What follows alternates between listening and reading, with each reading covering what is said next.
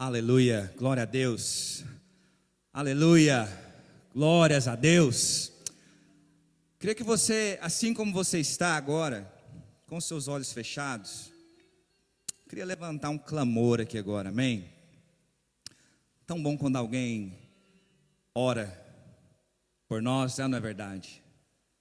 Você já viveu uma experiência assim, que você estava lá na sua casa, às vezes alguém de repente mandou uma mensagem para você, ou te liga e falou assim: eu queria só te falar que eu estou orando por você aqui, estava orando, estava aqui em casa, Deus me despertou, o Senhor me tocou para interceder pela sua vida. Já teve uma experiência assim? Às vezes você chegar em casa e pegar uma mensagem ali de WhatsApp, uma mensagem de áudio: eu estava orando aqui por você, queria declarar isso e isso na sua vida, estou orando aqui, o Senhor é contigo, fica firme, e o Senhor libera ali uma palavra para a sua vida. É tão bom, não é? Quando isso acontece. Eu queria que nós, como igreja agora, orássemos.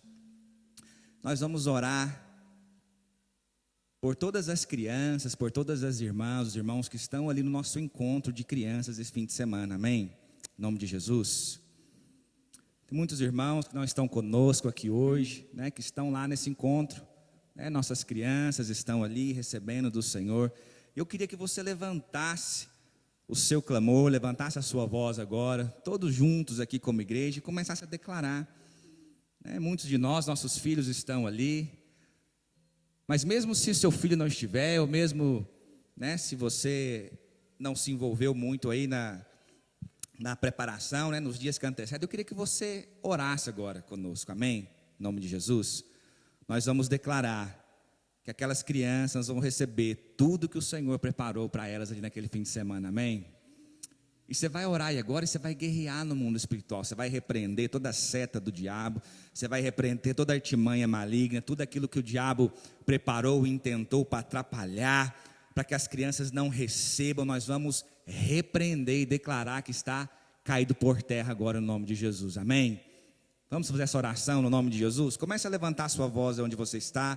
Nós vamos orar todos juntos, amém? É todos juntos, não é somente eu orando aqui, todos nós. Começa a orar, começa a declarar, começa a falar: Senhor, nós abençoamos aquele encontro agora. Pai, nós abençoamos o nome de Jesus cada criança, Senhor, que está ali.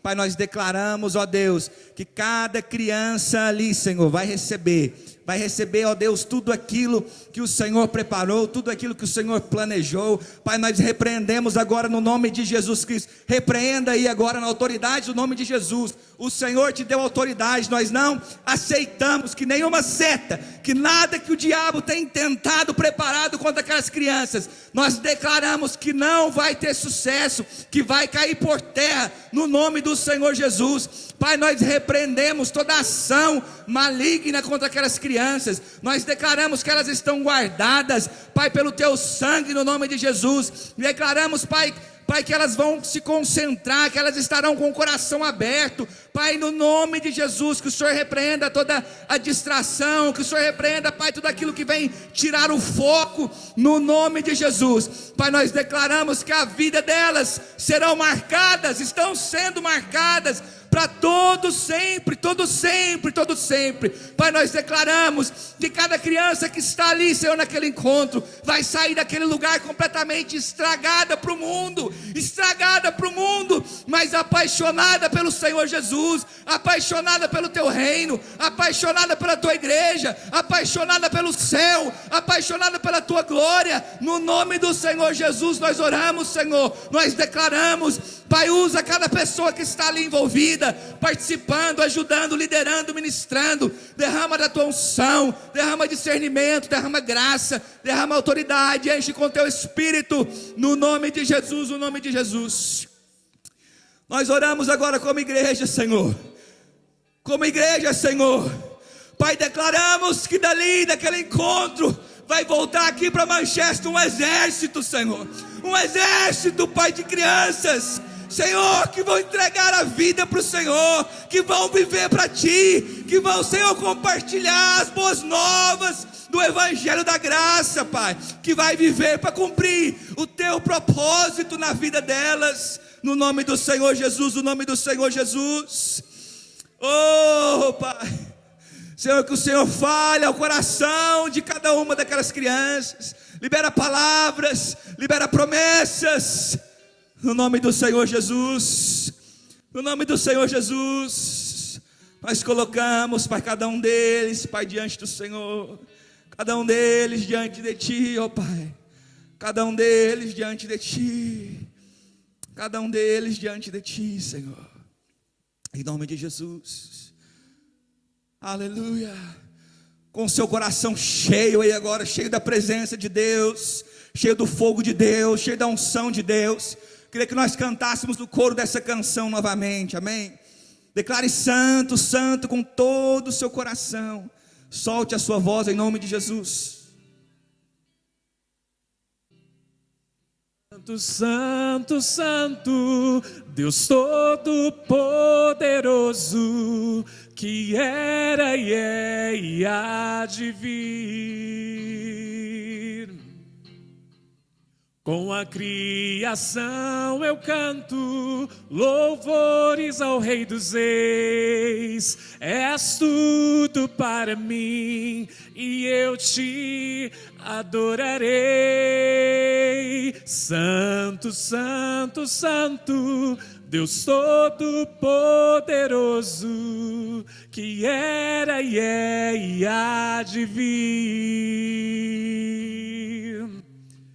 Com a criação eu canto louvores ao Rei dos Reis. És tudo para mim e eu te adorarei.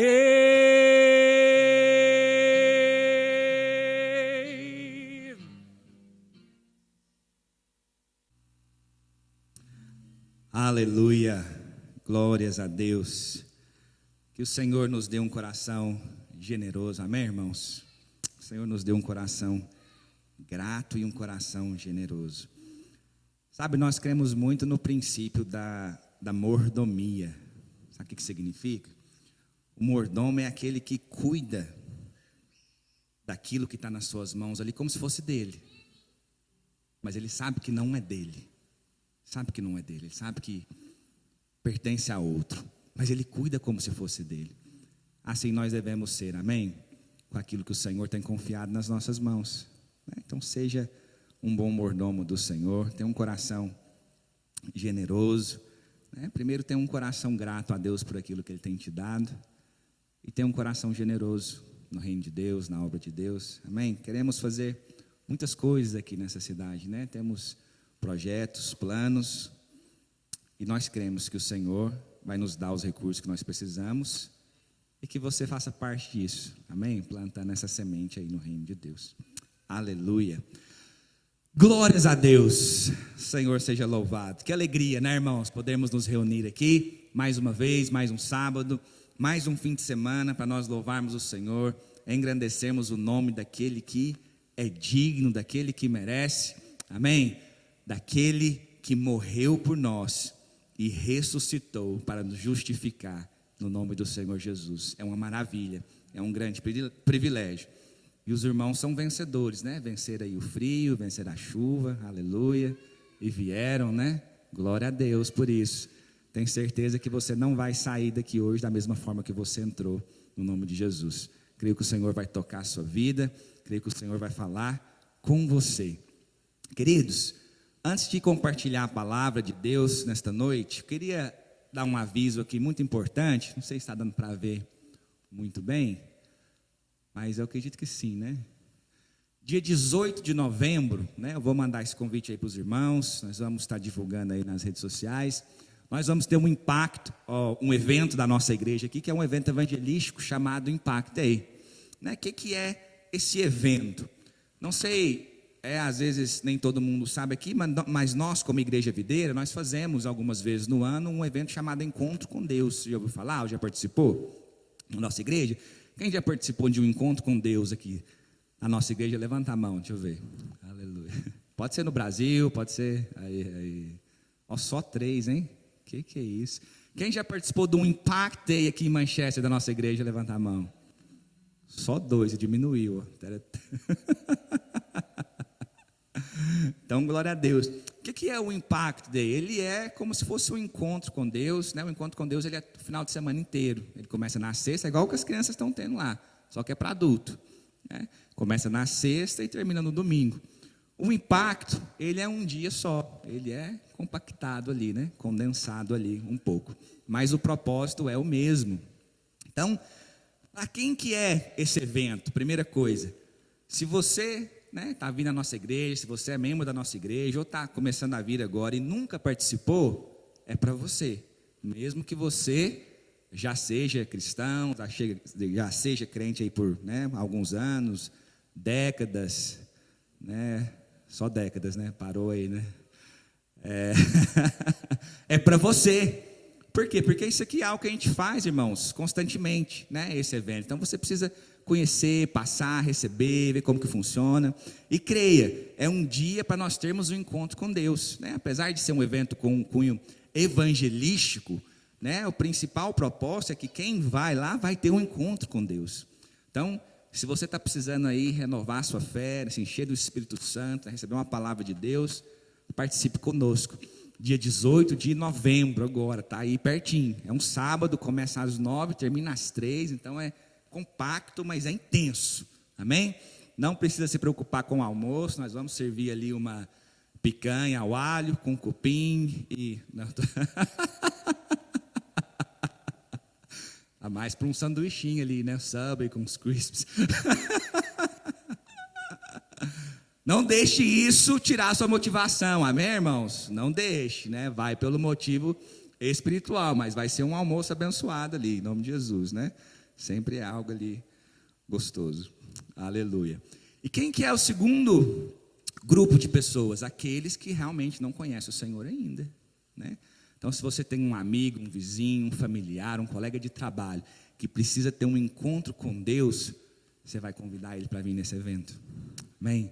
Para receber uma palavra, uma revelação do amor de Deus para a vida dele, né? Ali a gente fala do amor de Deus, a gente fala da obra da cruz, do amor do Pai, do propósito do Senhor, amém? Então você vai convidar essa pessoa, né? Eu tenho certeza que pelo menos uma pessoa todos nós conhecemos, é ou não é verdade? Pelo menos um. Esse, irmãos, é o nosso grande foco, esse é o nosso coração, né? A gente se alegra, né? Não me entenda mal, a gente se alegra quando alguém vem de outra cidade, né? Ou às vezes recebemos pessoas aqui de outras igrejas, mas o nosso coração, né? A essência daquilo que nós estamos fazendo aqui é pelos perdidos, amém? É para levar o evangelho, as boas novas a quem não conhece. Então eu tenho certeza que todos que estão aqui conhecem, pelo menos uma pessoa você conhece, você tem contato que não conhece o Senhor Jesus ainda, pelo menos uma, amém? Então você vai convidar ela, às vezes vai ser alguém, né, quem estava aqui no nosso jejum de 21 dias, às vezes vai ser uma daquelas pessoas que estava orando por elas durante as 3 semanas, né? Você vai entrar em contato, marca uma visita, manda uma mensagem, chama para ir na sua casa e já ora primeiro, prepara o ambiente espiritual e convida ela para estar ali conosco, né? Se você for pela primeira vez também, você já vai, já leva a pessoa junto com você, em nome de Jesus, amém? Muito importante, precisa fazer a inscrição, né? Eu acho que aqui não está dando para ver que está muito pequeno, mas eu vou mandar lá no grupo, quem quiser receber também, que não esteja no nosso grupo aqui do WhatsApp da igreja, me procure, precisa entrar aqui no site impactday.eventbrite.co.uk. E aí você faz a sua inscrição lá, faz a inscrição da pessoa também que você for levar, amém? E no dia 18, nós vamos ter um dia ali para nós encontrarmos o Senhor naquele lugar, amém? Não vai ser aqui, vai ser num outro endereço, mas no convite tem um endereço, lá no site também tem um endereço, a localização, tudo certinho, amém? Ixi, aleluia, amém? Glória a Deus. Vocês não me deixam sozinho lá não, irmãos. Eu, a Ludmila e o Adriel lá só não. Eu já estou te intimando aqui, Adriel, você já entendeu, né? Aleluia. Amém? Conto com todos lá, né? Se você, né, repetindo aqui para você gravar, se você está aqui conosco e nunca participou, participe. Importante você passar pelo Impact Day, porque nos próximos você vai estar ajudando a gente. né? Você vai estar ministrando, você vai estar lá ajudando, você vai estar ministrando uma palavra, pregando, orando, né? Esse você vai só receber, você vai só participar. No próximo você já vai ajudar a gente lá. Amém? E assim nós vamos alcançando mais e mais vidas para o Senhor Jesus, acredita em mim. Tem pessoas aqui na nossa igreja que se converteram aqui em Manchester num evento desse que a gente fez, né? Teve um encontro com Deus ali, né? Nunca esqueço, né? Aquele lá, né, Ana? Aquele foi especial.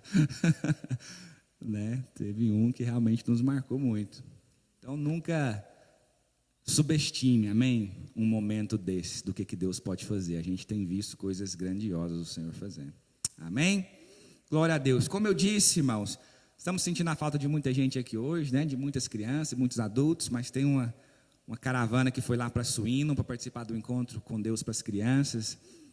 Alguns irmãos foram nos seus carros para poder levar, outros estão indo para ajudar lá, servindo. Amém? E glória a Deus, um grupo grande de crianças aqui da nossa igreja estão ali, recebendo ali a ministração do Senhor, né? Estou doido para chegar amanhã e minha esposa chegar e me contar tudo, né? Estou ansioso aqui, que eu tenho certeza que está sendo tremendo. Amém? Se você é papai, mamãe, seu filho está ali, fique em paz. Amém? Você que já está saudade aí, preocupado, fica tranquilo. Estão bem ali, estão recebendo de Deus. Já vai passar. Amanhã você já vai ver eles novamente. Amém? Em nome de Jesus. Glória a Deus. Queridos, onde você está, feche seus olhos, curva a sua cabeça, coloque a mão no seu coração se você puder. Vamos orar agora, vamos pedir para o Senhor falar conosco. Amém? No nome de Jesus. Eu sei que esse é o desejo do seu coração, eu sei que você veio aqui hoje para escutar uma palavra de Deus, você veio aqui para adorar, celebrar, ter comunhão, mas você veio aqui também para ser ministrado pela palavra de Deus, e eu creio que o Senhor quer liberar a palavra dele nos nossos corações hoje aqui, no nome de Jesus. Pai, nós oramos agora te agradecendo, Senhor, pela oportunidade que o Senhor nos dá, mais uma vez, de estarmos aqui diante da sua palavra, Pai. Pai, a tua palavra é alimento, a tua palavra, Senhor, nos preenche. Revela a tua palavra aos nossos corações, traz clareza, Senhor, traz instrução, traz direção, Pai, traz promessa, Senhor, no nome de Jesus.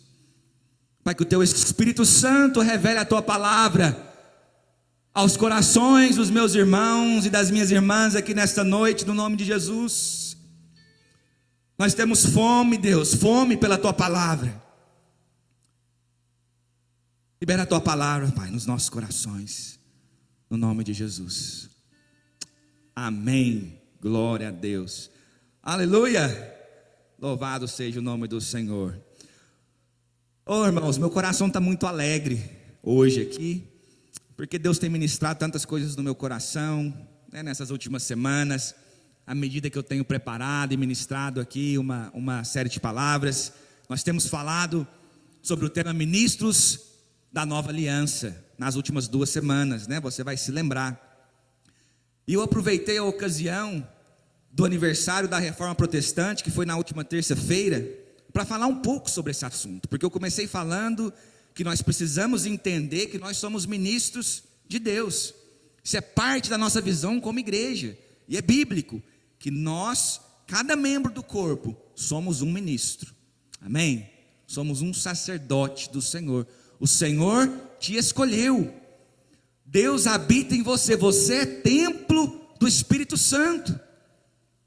O Senhor quer usar você para ser um canal de bênção, para ser um ministro, para ser um instrumento na vida de alguém, para liberar uma palavra de Deus, para orar, para ministrar, para ser bênção, amém?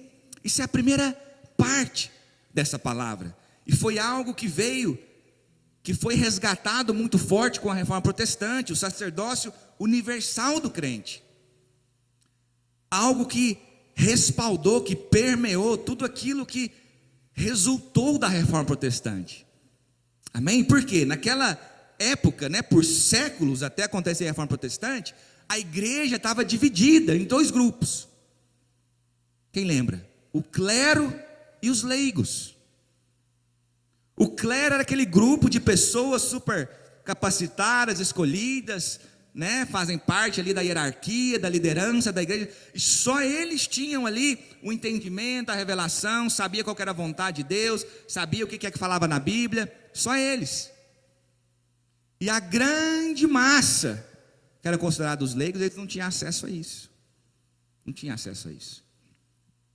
A maioria naquela época não sabia nem ler, não tinha acesso a uma Bíblia, não tinha acesso a palavra de Deus igual nós temos hoje na sua língua. Muitas das reuniões naquela época eram feitas até mesmo em latim, as pessoas às vezes nem entendiam o que estava sendo falado ali. Por quê? Porque não interessava se eles entendiam ou não, eles tinham que cumprir simplesmente o ritual ou o compromisso religioso de estar ali.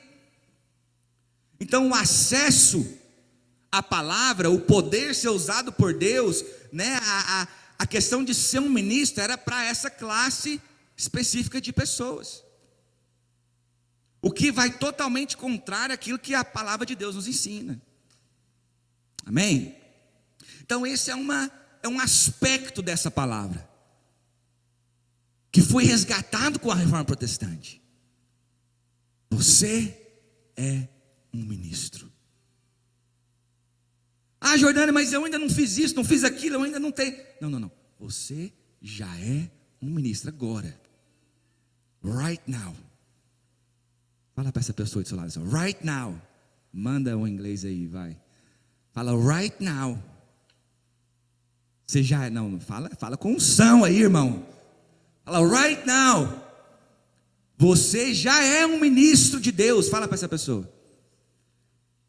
Aleluia, agora eu senti a unção, agora eu senti. Glória a Deus. Você já é um sacerdote. Amém? Para ser ministro, você não precisa de cargo, não precisa de função na igreja, não precisa de ser apontado como líder de um departamento, não precisa de nada disso. Você precisa de responder no seu coração, para Deus, eis-me aqui, me usa. O Senhor habita em você, você não precisa de mais nada. O poder que ressuscitou Jesus dentre os mortos opera em você. O que mais que você precisa? Amém? Mas tem uma segunda parte dessa verdade. Lembra que o tema das últimas duas mensagens foi ministros da nova aliança. A primeira parte é essencial, temos que entender que somos ministros, mas precisamos ter revelação que hoje nós somos ministros da nova aliança. Lembra da sábado passado, é o que o Paulo disse lá em 2 Coríntios capítulo 3, a partir do versículo 6, Paulo diz assim: o Senhor nos capacitou, nos habilitou para nós sermos ministros de uma nova aliança. E ali ele começa de forma tão clara, poderosa, diferenciar a velha da nova, a velha aliança da nova. Paulo falou assim: ó, Deus nos escolheu agora, nos capacitou para nós sermos ministros dessa nova. Essa nova aliança agora, ela é uma aliança de vida, ela é a aliança do Espírito, ela produz vida. Palavras de Paulo em 2 Coríntios 3, a velha aliança é um ministério de quê? De morte, que produz o quê? Condenação. Então veja a diferença. E ali ele começa falando, ó, apesar dessa velha aliança ser uma aliança de um ministério de morte, de condenação, ele teve a sua glória, teve o seu lugar na história do povo de Deus. Mesmo que uma glória que já estava desvanecendo, passando, indo embora, lá já na época de Moisés, ela teve a sua glória. E aí Paulo nos chama a atenção para algo tremendo. Ele fala assim: agora imagine o seguinte: se essa aliança, se esse tempo, se esse sistema que era de condenação, que era para tornar o homem culpável diante de Deus, não tinha o poder de salvar e transformar ninguém, que era um ministério de morte, se essa aliança teve a sua glória, imagina a glória que tem a nova, que não é passageira, é permanente. Aleluia, glória a Deus. Então o ministro da nova aliança, a ministração dele é diferente. A ministração dele produz vida, não produz morte. A ministração dele produz fé, não produz condenação. Entende a diferença? Produz vida, é uma aliança do Espírito. Nós somos ministros da nova aliança. Amém? da nova aliança. Glória a Deus, que privilégio, irmãos. Que privilégio. Que privilégio. É ou não é verdade?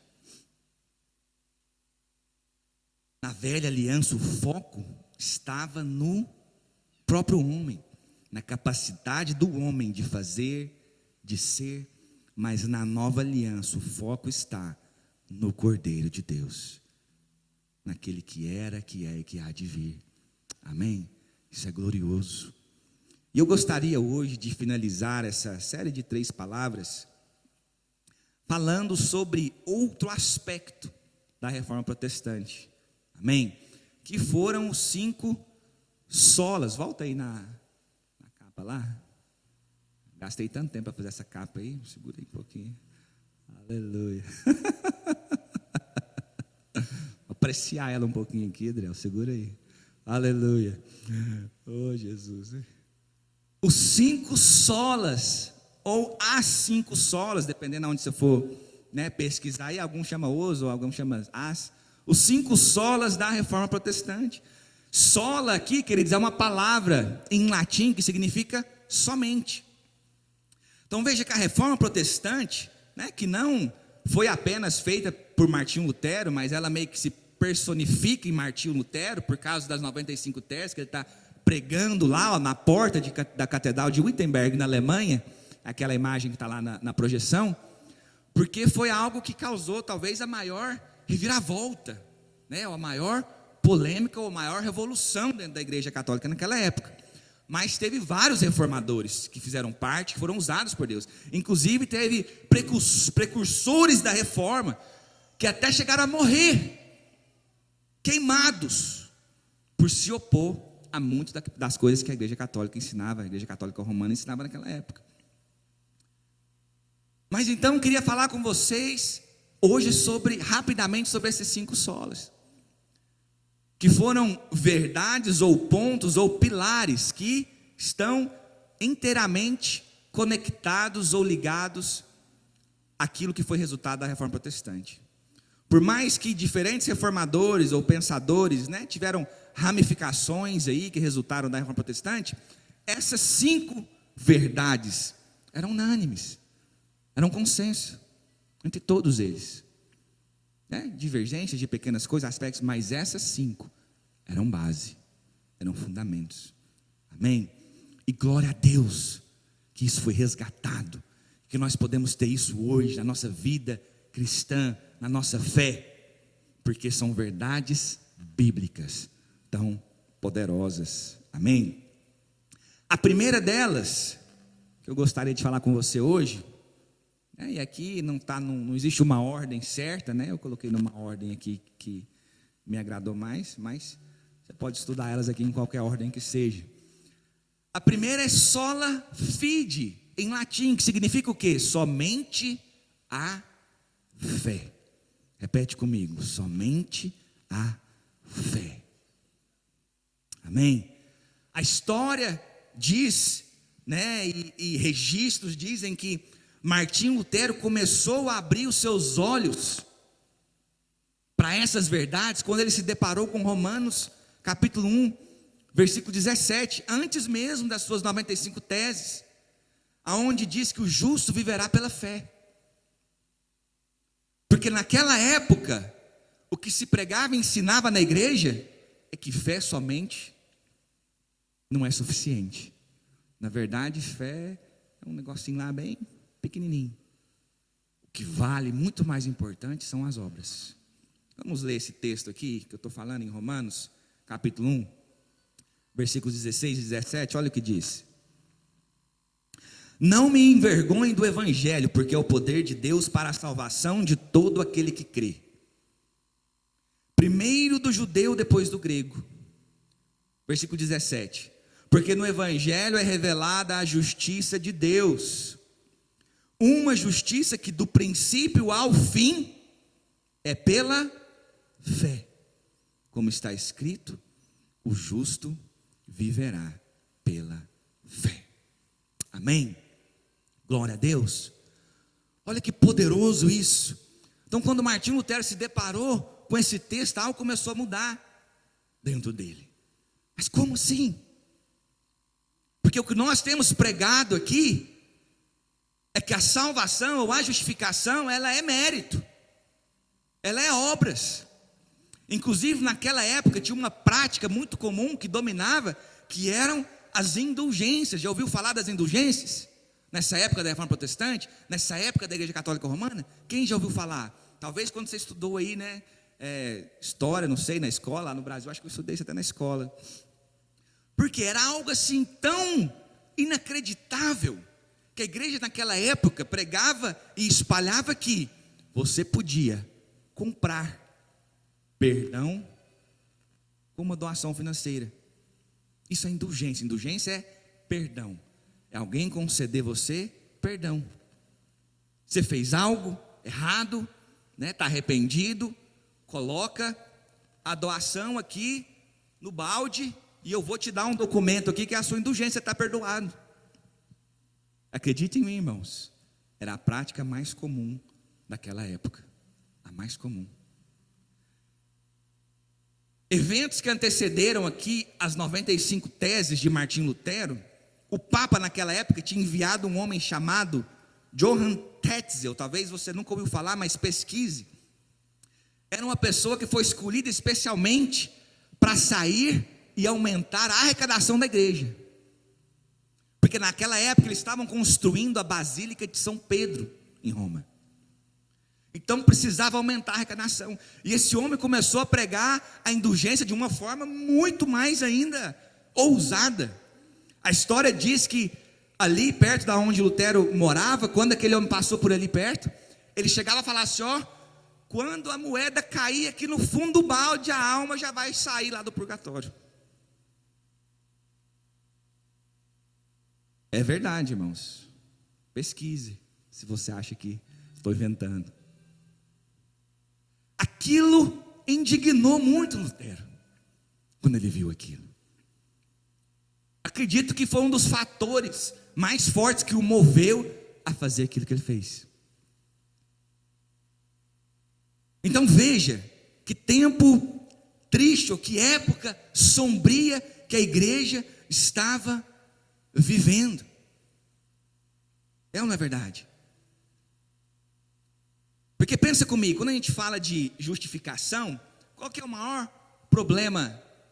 Obrigado, mano. Qual que é o maior problema que o homem tinha diante de Deus antes de Cristo vir? Qual que é o maior problema? É conseguir ser justo, não é verdade? Diante do Senhor. Conseguir ser justo. Porque para chegar na presença de Deus, a gente precisa ser justo. Só vai para o céu quem é justo. Deus só pode habitar em você se você for justo. Entende o problema? O que é ser justo? Não é alcançar essa justiça. Justo é alguém em quem não tem falta nenhuma.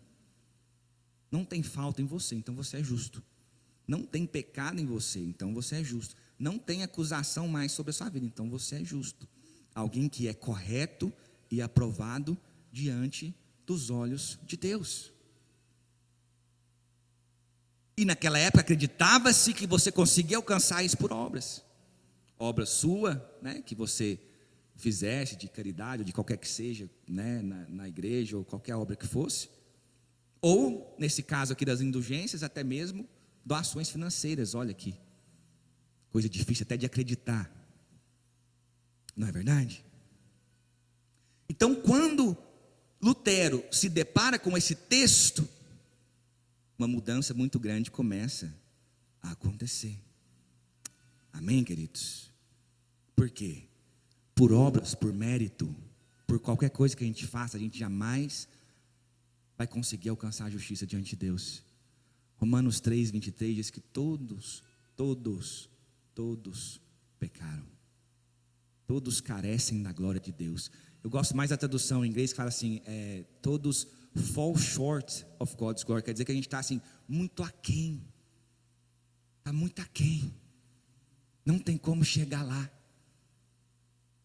No nosso próprio mérito. Entende? No nosso próprio mérito. Não tem jeito. Só um foi justo no padrão que precisava, no padrão do Pai. E agora imagina, agora gratuitamente, graciosamente, se nós crermos, Ele nos atribui essa justiça. É por isso que Paulo fala aqui, volta o versículo aí para mim, Romanos 1,16. É por isso que Paulo fala que eu não tenho como eu me envergonhar desse evangelho. O que significa evangelho? O que significa? Alguém fala aí para mim, não? Boas novas, boas notícias. Paulo está falando assim, não tem como eu me envergonhar dessa boa notícia. Isso é poder para a salvação. E essa salvação agora, essa justificação, ela é do princípio ao fim pela fé. Pela fé. Olha que tremendo.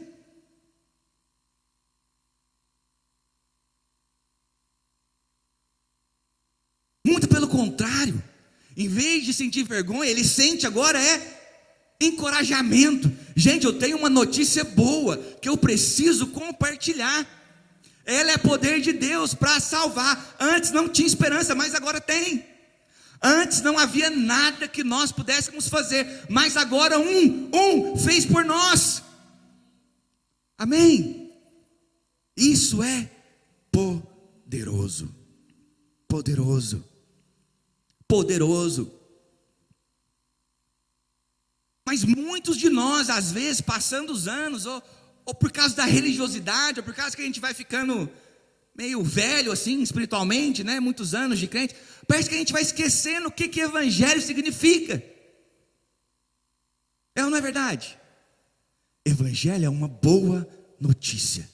É uma notícia que gera vida. É uma notícia que gera fé.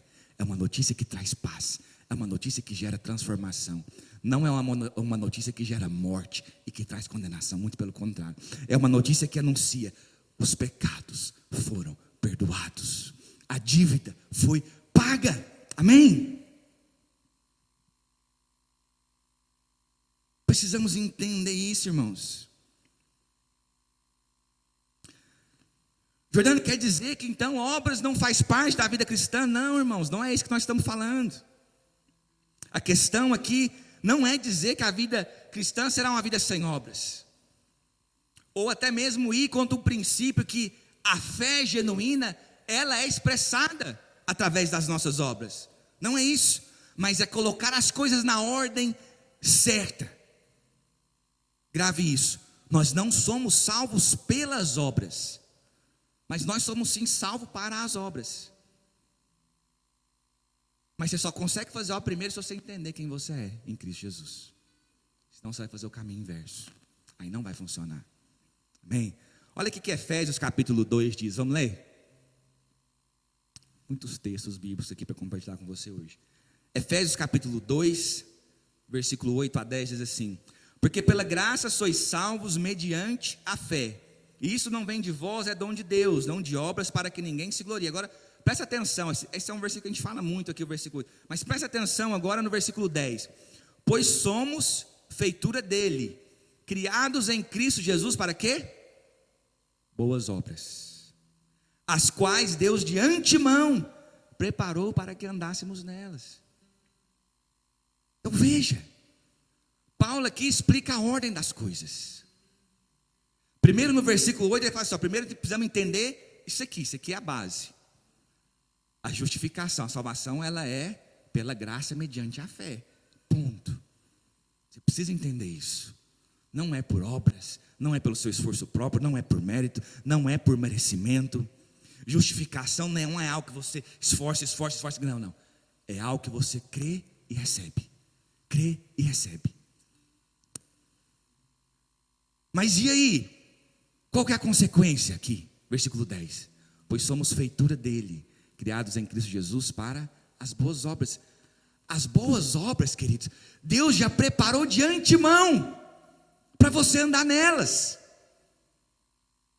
Como que você vai andar nas boas obras que o Senhor tem para fazer? primeiro você precisa entrar nesse lugar aqui da sua posição, da sua justificação primeiro.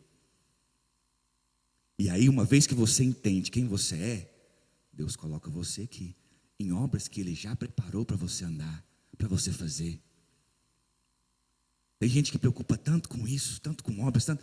Irmãos, obra, fruto é uma consequência na vida do crente que entendeu quem ele é em Deus. É uma consequência, é um fruto. É um fruto. Não precisa você ficar preocupado assim, eu tenho que fazer. Não, Deus já preparou. De antemão, obras para você andar nelas, boas obras. Mas primeiro você precisa entender o versículo 8 aqui, quem é você em Deus, para que você possa ser colocado para andar. Amém? Porque senão, se você tentar fazer o caminho inverso, você vai tentar andar aqui, e não vai. Não vai, porque você ainda não entendeu a primeira parte. Você inverteu a ordem. Não inverta a ordem. Entenda primeiro a sua posição em Deus, a justificação pela fé, o sola fide, somente pela fé. É favor dele, é graça dele. E aí você vai poder andar nas boas obras, amém? Eu estava pensando nisso aqui hoje, eu falei assim, meu Deus, é algo em que a Bíblia é tão clara, mas às vezes a gente sofre tanto por não conhecer. Eu pensando nisso, eu fiquei pensando em alguém. Imagina o seguinte, vou tentar fazer uma alegoria aqui para você, você vai entender melhor. Imagina que você está numa estrada off-road aí, hein? Como é que fala off-road? Off-road é a mesma coisa, né? Português e inglês, né? Uma estrada de terra, de lama e curva e tal, né? E aí você falou assim, eu vou desbravar essa estrada de terra aqui, vou sair rasgando. Foi lá, pegou seu corcelzinho. Eita, aí revelei, hein? O que é isso, corcel aí, Jordano? Bom, deixa eu abrir um parênteses aqui para os irmãos, fazer um comentário aqui. A gente, na nossa cela sexta-feira, a gente teve um movie night aí, assistindo um filme, né? E eu falei, gente, vamos fazer um filme e vamos ter pipoca com guaraná. Olha aí que glória. Amém? E aí eu mandei para os irmãos, mandei no grupo lá, irmão, pipoca com guaraná. Eu já mandei assim, esperando aquela identificação, da década de 90, da propaganda aí, de pipoca com guaraná. Ninguém? Levanta a mão aí, gente. Fui tão inocente, irmãos. Falei, gente, todo mundo conhece a propaganda da Guaraná Antártica de pipoca com guaraná. Não é possível. E falei ali, irmãos, é pipoca guaraná. E o povo assim, pipoca guaraná? A propaganda, irmãos. Que propaganda. Falei, como o Heber me disse hoje mais cedo, está ficando virando titi, hein, Heber? Ai, Jesus, deixa eu voltar para a palavra aqui que eu estava falando. Então imagina que você pegou aquele carro despreparado, sem condição nenhuma, ou uma bicicleta, e você está lá naquela estrada, cheio de barro, cheio de buraco, cheio de curva, só sofrendo, só não vai. Mas aí vem o Senhor, chega para você e fala assim, vem cá, meu filho, desse jeito aí não vai. Primeiro, você tem que usar aqui o veículo correto. Pega aqui que eu preparei para você aqui, essa Ford Ranger 2023, novo modelo aqui, a diesel 4x4, turbo, sei lá mais o que, pneu, off-road e tudo mais. Entra aqui, liga o modo off-road aí, agora pisa, só pisa aí devagarzinho e desbrava. Amém? Primeiro você tem que entender que Deus já fez você, já te capacitou, já te entregou, já te justificou. Enquanto você querer caminhar sem isso, sem entender isso, irmãos, vai ser muito difícil. Vai ser muita patinação, vai ser muito remar sem sair do lugar, buscando ser algo, atingir algo que Deus já te fez, que você já é. Entende? Aleluia. Deixa eu correr aqui, senão não vai dar tempo. Glória a Deus. Mas creia nisso. Creia que a sua fé vai te conduzir a andar e viver num caminho, numa vida cheia de frutos para o Senhor. Mas isso é a consequência, isso é o resultado, não é a condição. Amém? O segundo sola aqui, vou dar uma aceleradinha. Sola gratia, em latim, que significa somente a graça. Entenda, a graça é um presente de Deus, é um dom de Deus para nós. A própria palavra no original, graça, em muitas referências do Novo Testamento, a raiz da palavra no grego é charis, que significa favor, bondade, significa alguém que está vindo para beneficiar o outro. Então veja que graça é o Senhor vindo até nós, não é nós indo até Ele, é Ele que veio, Ele que graciosamente, sem nós merecermos, veio e fez. Mas nós acessamos isso, nós acessamos essa graça através do nosso posicionamento de fé. Amém?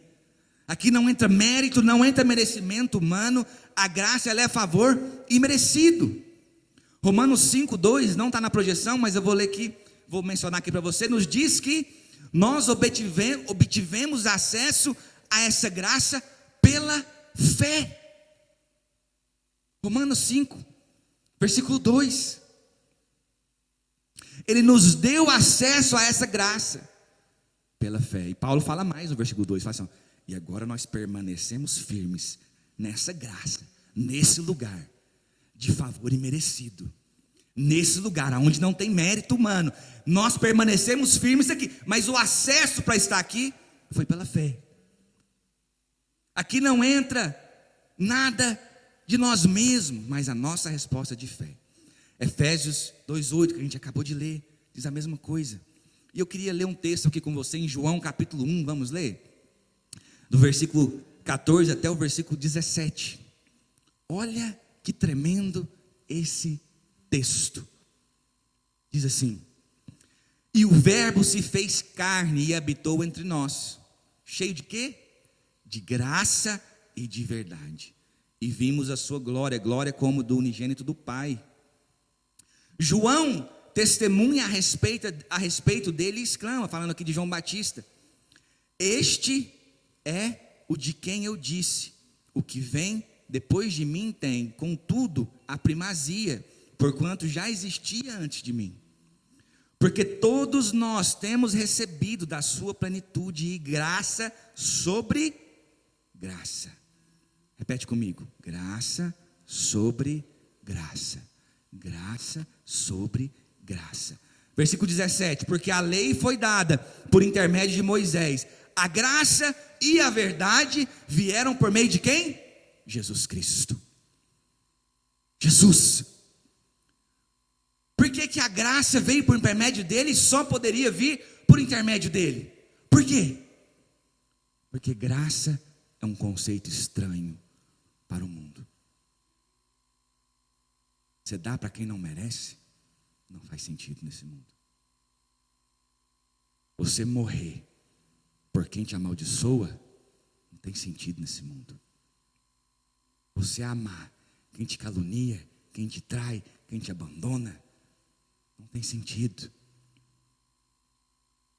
Você justificar alguém que não fez nada, nenhuma obra, somente creu, não tem sentido para o mundo. Mas quando Jesus veio, Ele trouxe a graça para nós. Amém, irmãos? Ele trouxe a graça. Tenha isso como base da sua vida cristã, queridos. Isso é um presente que Deus nos deu. Um presente. Eu sei que o sistema mundano, religioso, desde que nós somos crianças, nos ensina a viver com base no merecimento. Não é verdade? Com base no merecimento. Mas com Deus não é assim. Sabe por quê? Com Deus só teve um que mereceu de verdade. Só um. Só um. Só um. Mas por causa do seu amor, Ele veio e trouxe a graça para nós, o favor imerecido, a bondade, Deus se dispondo por nós, vindo até nós, fazendo por nós. O Verbo se fez carne, habitou entre nós, cheio de graça e de verdade. Amém?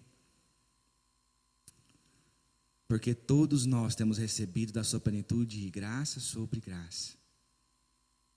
A lei veio por intermédio de Moisés, mas a graça e a verdade vieram por meio de Jesus Cristo. Mais um versículo em Romanos 8:32 diz assim: aquele que não poupou o seu próprio filho, antes por todos nós o entregou, porventura não nos dará graciosamente com ele todas as coisas? Olha o que a palavra de Deus nos diz. Graciosamente, aqui a raiz da palavra é a mesma. É a mesma. É carícia. É Ele vindo por nós. É Ele fazendo por nós. Esse é o amor de Deus, irmãos, que transforma a nossa vida para todo sempre. Sabe, enquanto a gente achar que tem merecimento nosso, a graça não tem como nos alcançar. Entende? Não tem como. Porque enquanto a gente pensar que tem merecimento por causa de alguma obra nossa, a gente ainda não entendeu isso aqui. O nosso relacionamento com Deus hoje precisa ser fundamentado nisso. Precisa. Nós precisamos entender que não é o nosso mérito, não é o nosso merecimento, mas é o mérito dele. Amém? Às vezes a gente fala de salvação, porque salvação é uma coisa um pouco mais fácil de a gente entender, até aceitar, né? Fala, salvação pela graça, mas todas as outras coisas. O que o versículo está falando aqui? Se aquilo que era o mais difícil, pensa comigo aqui, não fazer um raciocínio lógico.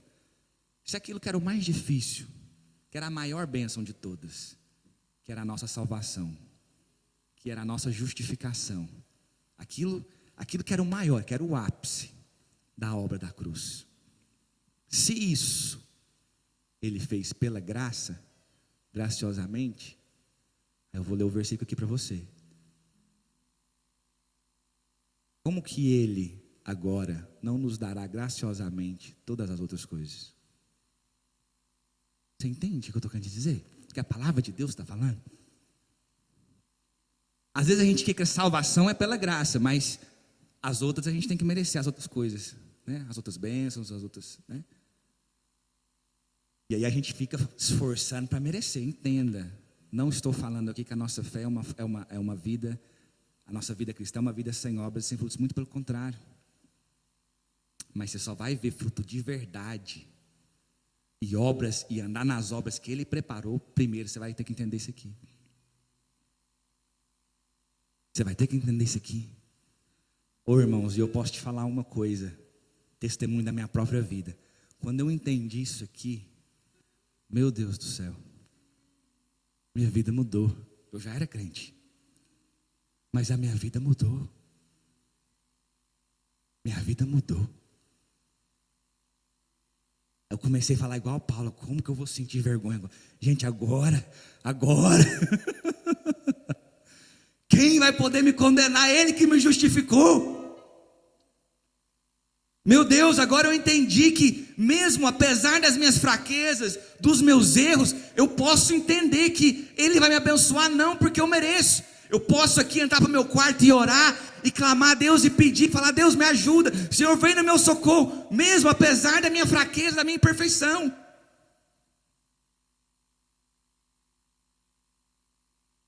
E aí você começa a entender o amor do Pai. Você começa a entender que antes de Jesus começar o seu ministério, Deus já declarou: esse é o meu filho amado. Ele já é, eu já tenho prazer nele agora.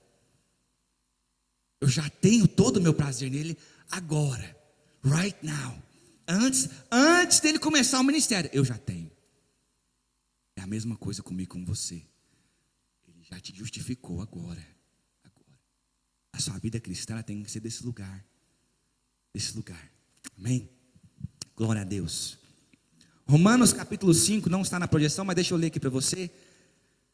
Depois você lê na sua casa, a partir do versículo 18, diz assim: pois assim como por uma só ofensa veio o juízo sobre todos os homens para condenação, assim também, presta atenção nisso, por um só ato de justiça veio a graça sobre todos os homens, para a justificação que dá vida. Olha que tremendo.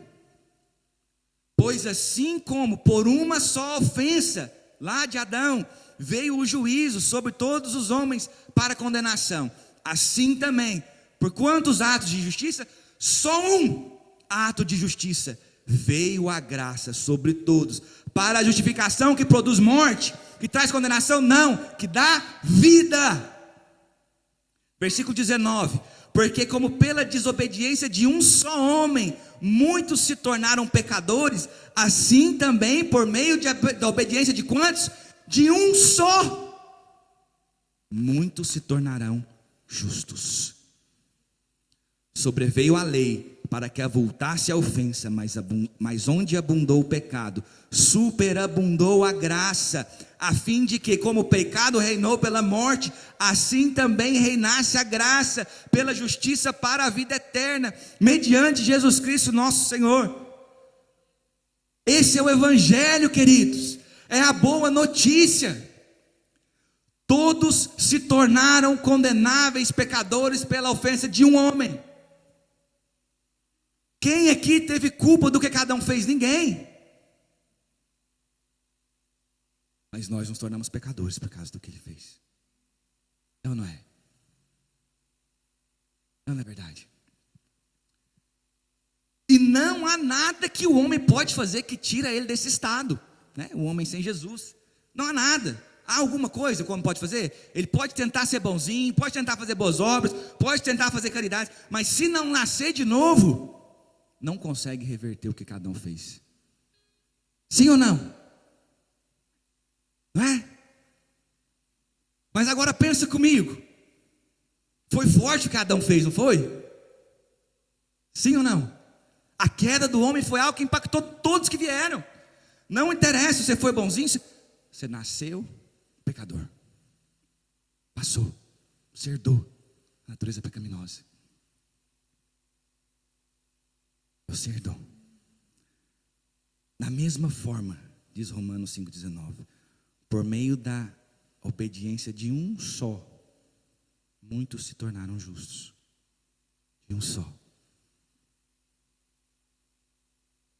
Amém? Pegou aí? Recebeu aí?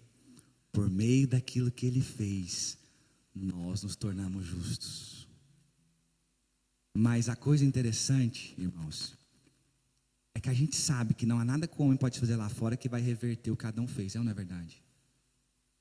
Mas muitas das vezes a gente acha que falhas ou erros nossos pode reverter o que Jesus fez por nós na cruz. Sim ou não? Muitos de nós às vezes acham que, nossa, eu falhei, agora eu deixei de ser justo. A justificação foi embora. Parece que o que cada um fez é mais forte do que Cristo fez na cruz. Agora eu te pergunto, o que é mais forte?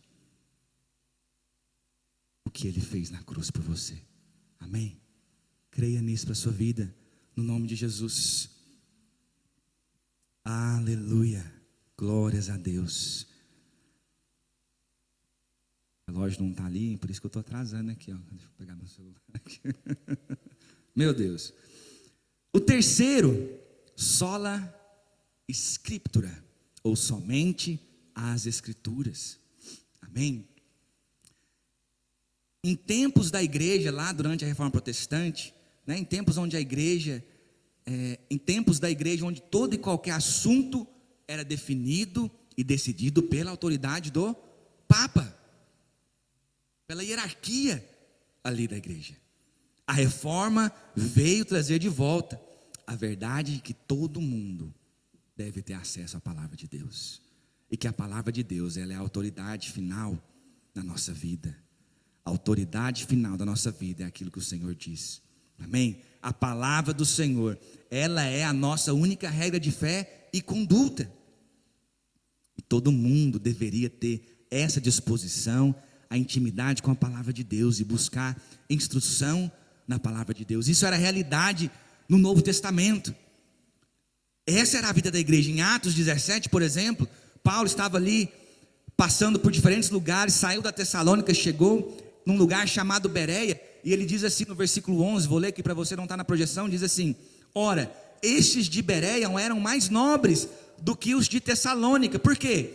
Pois receberam a palavra com toda a avidez, examinando as escrituras todos os dias, para ver se as coisas eram de fato assim. Olha que tremendo. Atos 17, 11, para você ler. Paulo diz: saí de Tessalônica, cheguei aqui em Bereia, e os de Bereia aqui, eles são mais nobres. Esses aqui entenderam mais um pouquinho aqui a revelação. Tudo que eu estou falando aqui, eles estão pegando lá e conferindo. Está indo lá, está checando, está estudando, por eles mesmos, por conta deles mesmos. Por quê? Porque essa é a vontade de Deus para nós, queridos. A vontade de Deus para nós não é que você simplesmente veio aqui no sábado, receba essa palavra é importante, Deus vem aqui, te alimenta, você precisa dela, mas se for só isso aqui, a sua vida cristã vai ficar rasa, vai ficar superficial, vai ficar sem profundidade. O Senhor nos chama, nos convida para cada um de nós todos meditarmos, nos debruçarmos, estudarmos, nos alimentarmos da palavra de Deus. Em Atos capítulo 8, Filipe aqui, o evangelista, numa época ali de perseguição da igreja, ele estava fugindo para outro lugar, encontrou um etíope pelo caminho, que estava lendo algo ali. A Bíblia diz que ele sentou do lado desse homem e começou a explicar dentro da escritura aquilo que era a dúvida dele, dentro da escritura. O próprio Jesus, quantas vezes provava aos discípulos e aos outros pelas escrituras o seu propósito, a sua missão e como que ele era o cumprimento daquelas profecias. Amém? Hebreus capítulo 4, versículo 12, vamos ler essa passagem juntos, diz assim: porque a palavra de Deus é viva e eficaz e mais cortante do que qualquer espada de dois gumes, e penetra até o ponto de dividir alma e espírito, juntas e medulas, e é apta para discernir os pensamentos e propósitos do coração. A palavra de Deus traz discernimento. Eu preguei aqui esses dias para trás sobre a revelação da palavra em nossos corações, como que ela vem e tira a confusão, gera fé, traz instrução. O cristão que não tem o hábito, queridos, de meditar na palavra de Deus, ele vai acabar vivendo essa vida espiritual meio debilitada, sem fundamento, sendo levado por qualquer coisa, por qualquer vento, por qualquer sentimento, por qualquer voz aí do mundo. E vamos ser sinceros, eu acho que nunca vivemos uma época na história da humanidade onde tem tanta voz. É ou não é verdade? Tanta voz. E como que você vai permanecer em meio a todas essas vozes que estão por aí, meditando na palavra de Deus? Você e a palavra. O Senhor quer falar com você através da palavra dele. Sabe, eu devo escutar uma pregação da palavra praticamente todos os dias. Eu devo escutar pelo menos uma pregação, escutar alguém pregando. Pelo menos, se não for todo dia, mas pelo menos umas 5 vezes por semana eu devo escutar. Isso é bênção, isso me alimenta, isso me inspira, Deus fala comigo. Mas eu preciso também ter o meu tempo, eu sentar com a palavra, ler a palavra, meditar, ler, estudar, orar, deixar o Senhor falar comigo. Porque a palavra é que tem esse poder de trazer essa clareza, de te sustentar, de iluminar o seu caminho, de te dar direção. E por que o diabo usou essa estratégia por tantos séculos na vida da igreja? Imagina, a grande maioria, sem acesso, não tinha nem a Bíblia na língua deles. Inclusive, foi um grande alinhamento de Deus quando a reforma protestante aconteceu. Por quê? Foi na época que estava inventando a imprensa, estava a cópia fácil de textos, de livros, de escritos. Martinho Lutero foi um dos primeiros a fazer uma tradução da Bíblia ali para o alemão, e começou a espalhar, começou uma revolução. As pessoas começaram a ter acesso à palavra de Deus, algo que o inimigo conseguiu por tantos séculos impedir que acontecesse. Não quero te encorajar hoje. Salmo 119, 130 diz que a revelação da palavra de Deus traz luz, traz entendimento. Segundo Timóteo 3,16 diz que toda a escritura é inspirada por Deus e útil para o ensino, para a repreensão, para a correção, para a educação na justiça, a fim de que o homem de Deus seja perfeito e perfeitamente habilitado para toda boa obra. Para toda boa obra. Então você quer andar nas obras que Deus tem para você? Estude a palavra, se aprofunde, deixe o Senhor ministrar, veja Cristo na palavra de Deus. Eu quero entrar aqui no quarto ponto já também. Solos Cristos, somente Cristo, somente Cristo. João capítulo 5, versículo 39, vou ler aqui para você, diz assim: examinai as escrituras, porque julgais ter nelas a vida eterna. Jesus falando aqui para um grupo de pessoas, e são elas mesmas que testificam de mim, contudo não quereis vir a mim para terdes vida. Jesus estava falando isso aqui para um grupo de pessoas, e ele estava falando assim, ó, vocês examinam as escrituras, por quê? Porque vocês estão buscando encontrar aí a vida eterna. Então deixa eu falar uma coisa aqui para vocês, são as escrituras que testificam de mim, mas vocês estão tão cegos que nem mesmo assim vocês querem vir a mim para receber. Então veja que do começo ao fim da história bíblica, Jesus é o centro. Desde Gênesis, a Bíblia está apontando para Ele. Cada coisa que você estuda no Velho Testamento, na Antiga Aliança, desde o tabernáculo, quando você estuda com a lente da Nova Aliança, você começa a entender cada coisa apontando para a obra de Jesus na cruz, para o sacrifício do Senhor. Mesmo o próprio Senhor Jesus falou que como Moisés levantou o madeiro ali com a serpente no deserto, ele ia ser levantado num madeiro. Algo que aconteceu na época de Moisés, já apontando para o Senhor Jesus. Cada profecia, você começa a estudar o Velho Testamento, cada personagem bíblico, que você começa a ver, gente, isso aqui é um tipo do próprio Jesus, está apontando para aquele que há de vir, algo que veio de forma passageira, apontando como uma sombra, como um tipo, como uma figura daquele que é para sempre. A Bíblia começa em Gênesis, falando de Jesus, e termina em Apocalipse, falando de Jesus. Somente Cristo. Na Bíblia, tudo converge na pessoa de Jesus. Ele é o centro. Ele é o centro. O centro.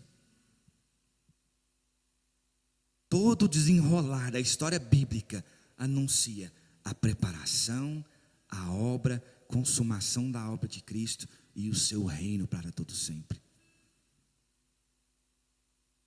Essa é uma verdade que precisa ser resgatada constantemente.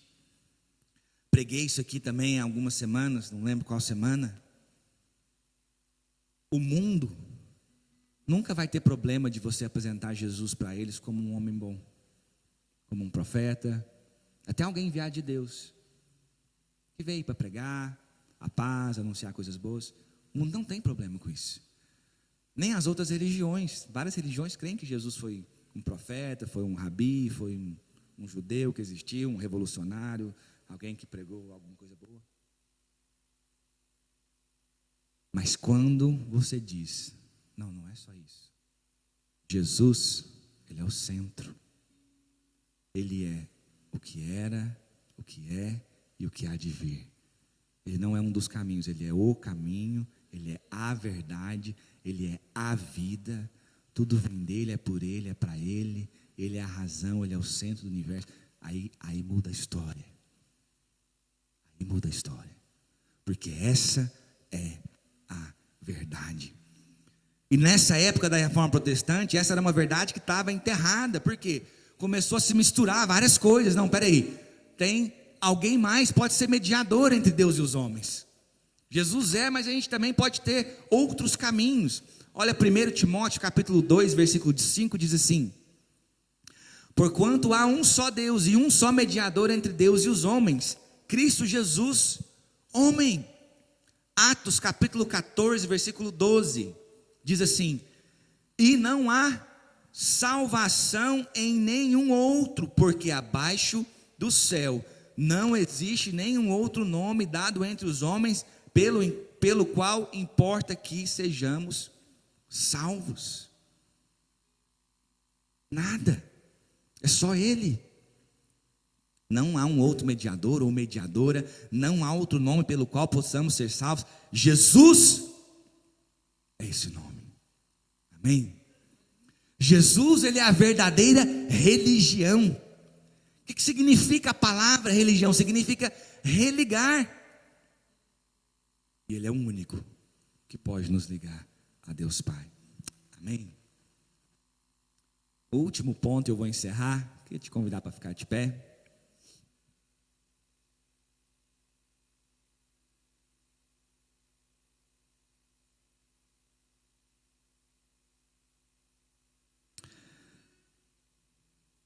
Queridos, eu estava lendo aquele texto de João, capítulo 1, essa semana, e a palavra saltou para mim assim, no meu coração. Falei, meu Deus, olha que tremendo isso aqui. O versículo que eu li, que fala assim: o verbo se fez carne e habitou entre nós, cheio de graça e de verdade, e vimos a sua glória, glória como do unigênito do Pai. João Batista testemunha, ou João testemunha a respeito dele e exclama, olha só, presta atenção nisso: este é o de quem eu disse, o que vem depois de mim tem, contudo, a primazia. Por quê? Porque já existia antes de mim. Olha que tremendo. João Batista anunciando Jesus, falou assim, ó, esse que veio depois de mim tem a primazia. Porque na verdade ele veio primeiro. Ele já existia, né? Não é que ele veio primeiro, ele já existia antes de mim. Tem a primazia, ele já era. Ele sempre é, ele sempre foi, ele sempre será. Você entendeu a ordem das coisas aqui? Por que ele teve a primazia? João estava falando ali. Ele já existia antes de João. É por isso que ele é o centro de todas as coisas. É por isso que ele é a primazia de tudo. Antes de qualquer coisa que existe viesse a existir, ele já era. Entende? Ele já existia. Por isso que ele é o centro, por isso que ele é a primazia, por isso que ele é o rei, por isso que ele é o Senhor dos senhores, por isso que dele é o reino, dele é tudo. Aleluia, isso é tão poderoso. E eu vou fechar aqui com o último sola. Vai ficar lembrando de sola aí por um mês, né? Na sua mente aí. Olha o sola, pega o sola aí. Pega aí o sola, irmão. Só lhe deu glória. Somente a Deus a glória. Amém? Veja que na época, quando a reforma aconteceu, havia um compartilhar da glória de Deus.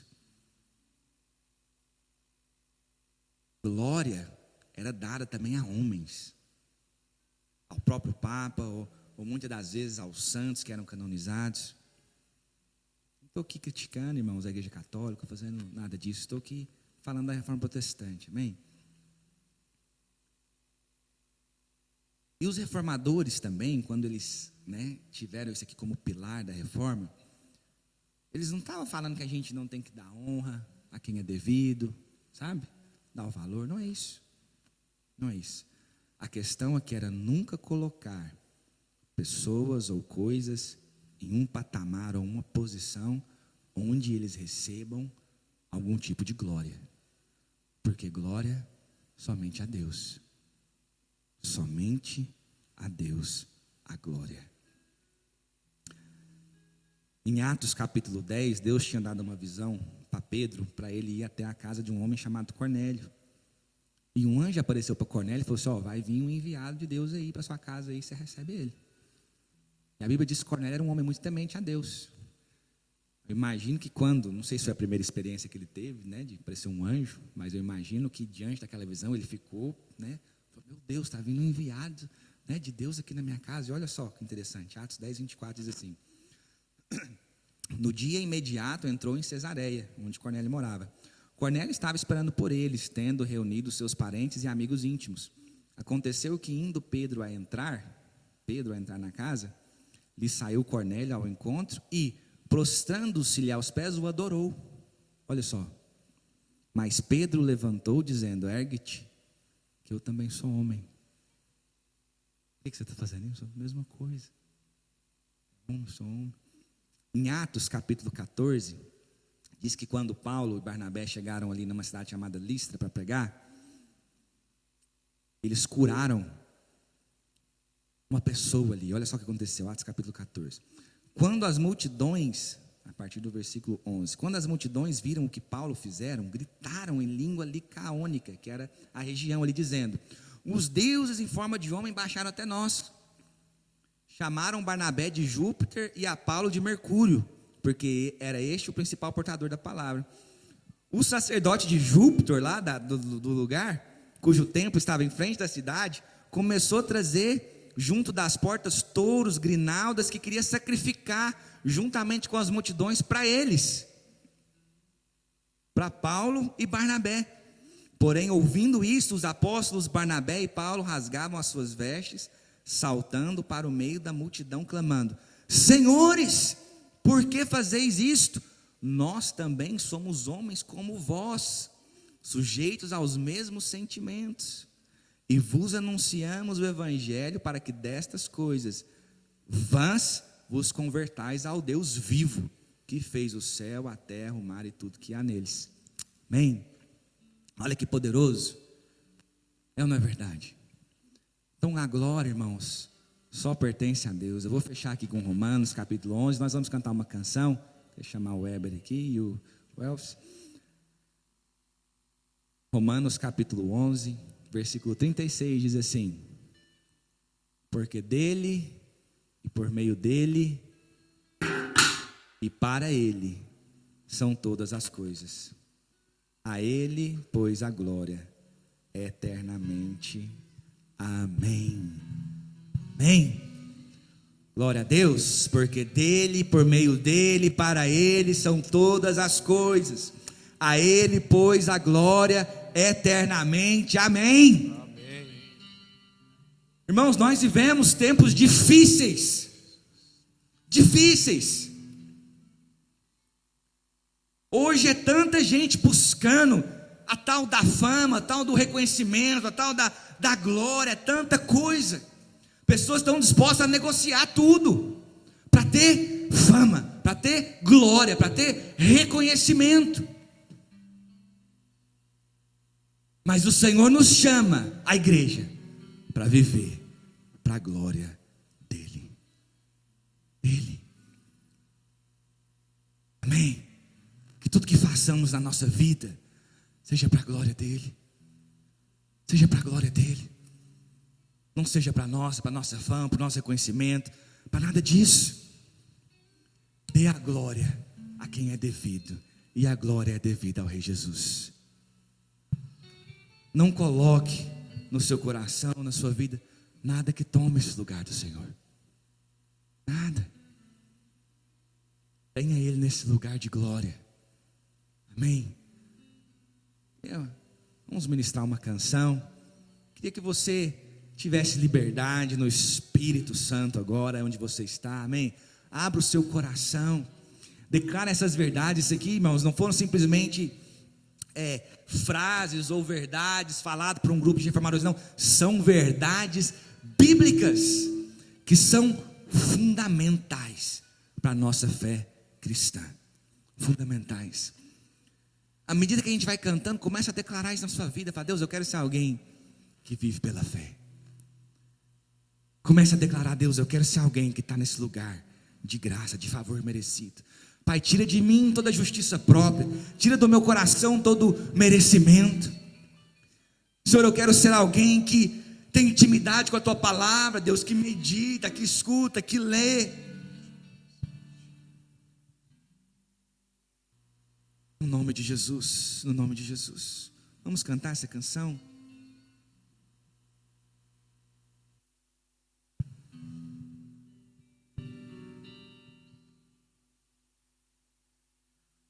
Porque dele, por ele,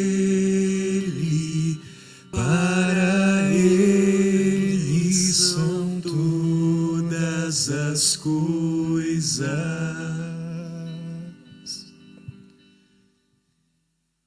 Porque dele, por ele, para ele são todas as coisas. Porque dele, por ele, para ele são todas as coisas.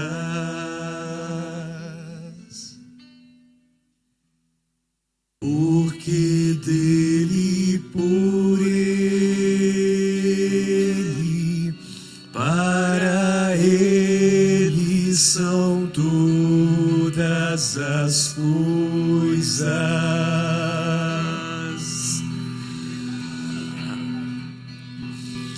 A ele a glória,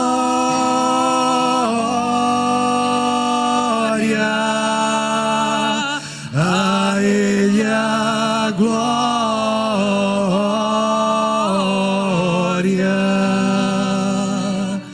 a ele a glória,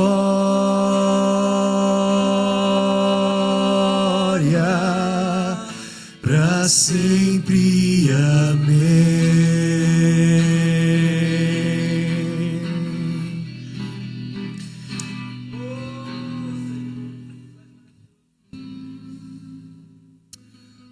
Oh, queridos, aleluia. Para Ele são todas as coisas, todas as coisas.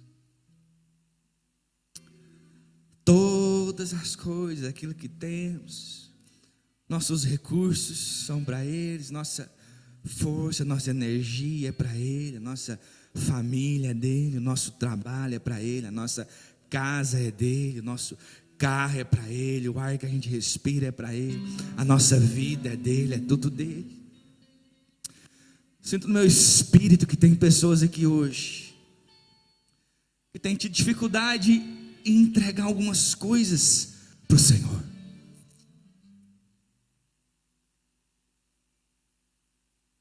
Mas o Senhor te convida hoje e te diz: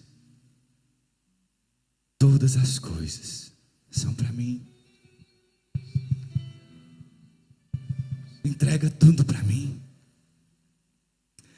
Entrega tudo para mim, porque nas minhas mãos eu vou fazer aquilo que você jamais conseguiria. Não tenha nenhuma área da sua vida, querido, que você não entregue para o Senhor.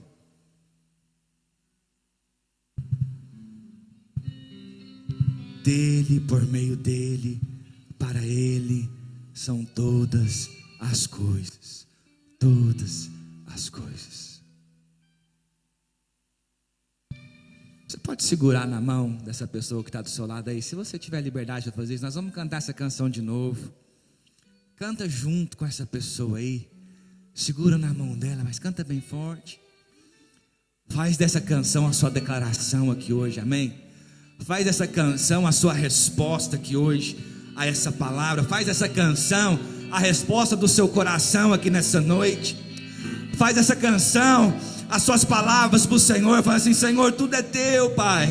Pai, eu não quero reter mais nada, eu não quero esconder mais nada, Pai, eu quero render tudo ao Senhor. Eu quero, Pai, que tudo na minha vida, tudo que aconteça, tudo que eu faça, tudo que eu viva, tudo que eu tenha, seja para a Tua glória, Pai, que a minha vida exista para glorificar o Seu nome, Pai. Começa a falar para Ele, do seu coração, deixa fluir, fala: Deus, eu quero viver pela fé, Pai, eu quero ter relacionamento contigo, com a Tua palavra, eu não quero ser levado por ventos, por opiniões, eu não quero ter que toda vez depender de alguém para ouvir do Senhor, eu quero ter comunhão contigo, eu quero ouvir o Senhor falando comigo. Deus, eu quero viver para o Senhor, eu quero que esses pilares sejam um fundamento da minha vida, Deus. Vamos cantar de novo, canta com essa pessoa que está do seu lado aí, canta com todo o seu coração.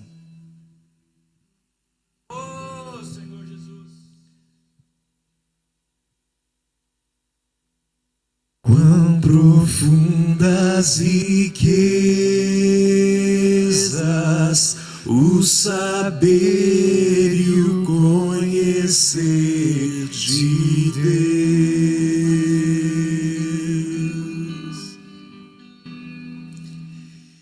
Quão insondáveis seus juízos e seus caminhos.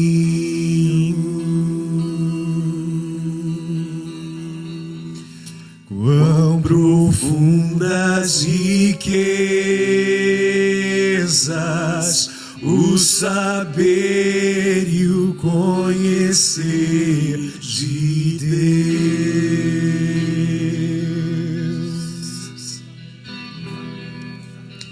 Quão insondáveis teus juízos e os seus caminhos.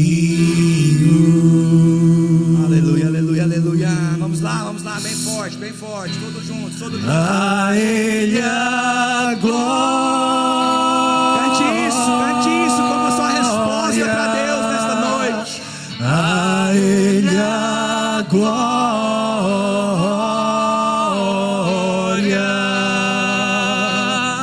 a Ele a glória,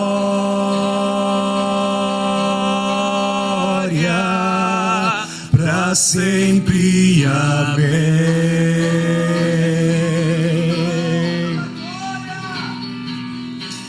A Ele a glória,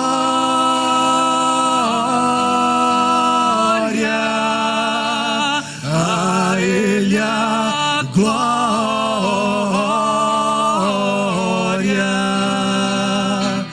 a Ele a glória,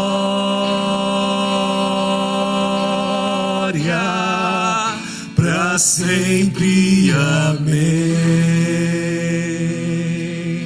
Aleluia, aleluia, aleluia, aleluia, aleluia, aleluia. Glórias a Deus, glórias a Deus. Louvado seja o nome do Senhor. Louvado seja o nome do Senhor.